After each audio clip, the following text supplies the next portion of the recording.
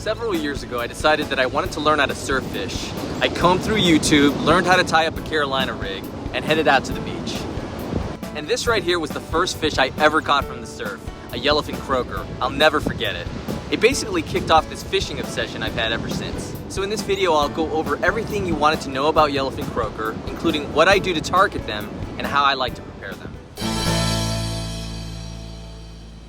Yellowfin Croaker are the second most common fish you'll find in Southern California waters, behind barred surf perch. They're found as far north as Point Conception in Santa Barbara, and all the way down to Baja, California. Aside from the obvious yellow fins, another distinguishing feature is the barbell on their lower jaw. Their main color is a silvery white, but they do have beautiful hues that can range from blue to purple. They can reach a maximum size of 21 inches and a weight of about 4.5 pounds. 21.6 inches was actually the world record.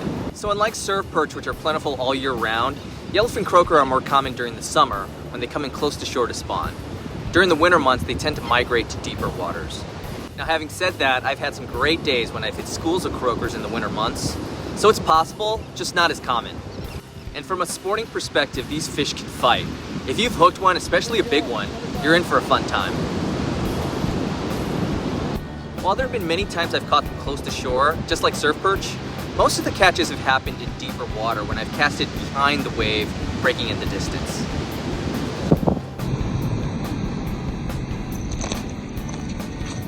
There are a couple of effective ways you can catch Yellowfin Croaker. First off, I like to use a medium light rod, nothing fancy, just something that'll help you fling whatever you're using out behind the waves. And I like to use braid on the main line because it casts farther and you can really rely on it to feel the bite. So the first way you can catch Yellowfin Croaker is with a Carolina rig with a piece of bait on the other end. I go into detail how to tie a Carolina rig in this video right here. Some of the things you can use are gulp sandworms, sand crabs, and one of my favorite baits, these paddle-tail grubs. However, I like to catch them using spoons and jigs. You can use the weight of those lures to really get them out there where they're hanging out, even in windy conditions. And with these lures, you also give yourself the opportunity to catch a halibut as well. Something that's possible but not common with sandworms or grubs. And lastly, it's just more fun. They hit these lures hard.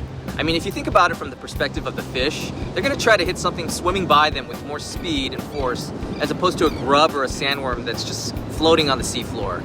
Check out this awesome session I just had where the Yellowfin Croaker bite was on fire. All right, very excited to be out here this morning. Low tide. I haven't been able to get out to the beach at low tide for quite some time. I've always been fishing and it's either about to hit high tide or it's on the descending tide, but right now we're here at a perfect time and I'm going to be fishing with the Battlestar 115 jerkbait. It's a great time right now. There's a nice trough in front of me here that extends for quite some distance, so let's give it a go. All right, wasn't able to get it done with the Battlestar. The tide has come up a little bit and I just wasn't able to get it out the distance that I needed it to be. So I'm switching to the tried and true Castmaster again. I'll be able to throw this a mile and get it to where it needs to be.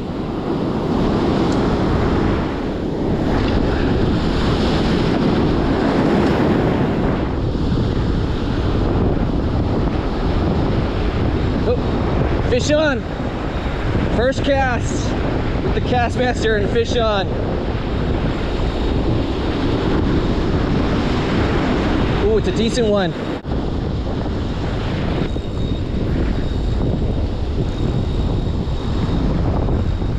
Don't come off.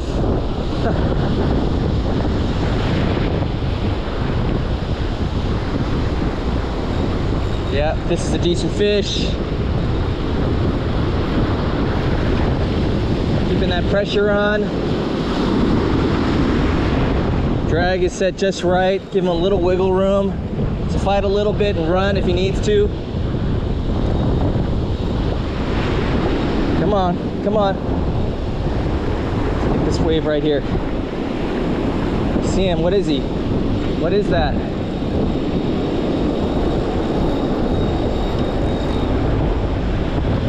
Nice, Yellowfin Croaker. Big size. Whoa, that is a nice size Yellowfin Croaker right there. I haven't caught a croaker in about 4 or 5 months. This is a great one. The size of that. Check out this big croaker, guys. This was on the first cast with the Castmaster. I wasn't having any luck with the jerkbait. I wasn't getting it to where I needed to be, so I changed it up. I switched to the Castmaster, and I threw it out there a mile, and this was on the first cast. This nice sized croaker. This is about, I don't know, about 13, 14 inches. Real nice one. We're taking this one home. All right, let's get back out there.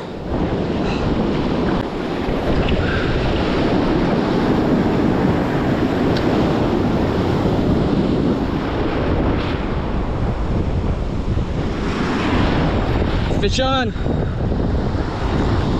Yep. Oh, it's another nice one.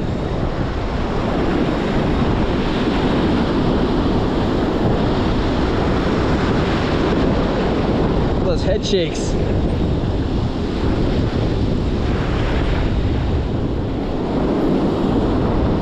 It's fighting pretty similarly to the last fish.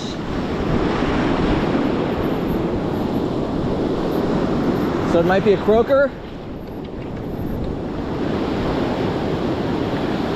Come on.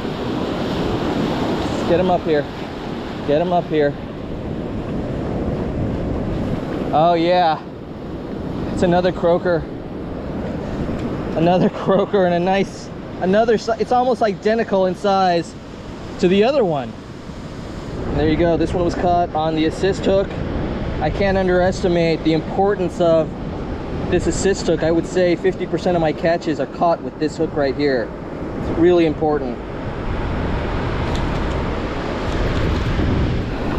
Those yellowfin croaker are so fun to catch. They are super feisty, especially when they're that size. They put up a real fun fight. So fun to fish. Let's get some more. So all these storms we've had washed up a bunch of things, and I just came across this old school phone, at least the frame of a phone. And wow, you don't see that very often. I wonder where that came from. I used to have one of these when I was a kid, back in the 80s. I was wondering where my leopard print slipper went. Today is one of those wonderful days where I'm sharing the beach with absolutely no one. Those days are few and far between as far as surfers and other fishermen go. Today I've got this whole place to myself. Maybe there's a surfer here and there, way off in the distance, but this, I don't know, 200, 300 yards of beach is all mine. Loving it.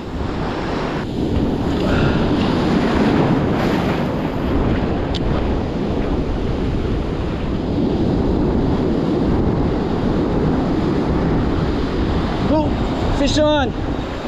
Oh, that was a big hit.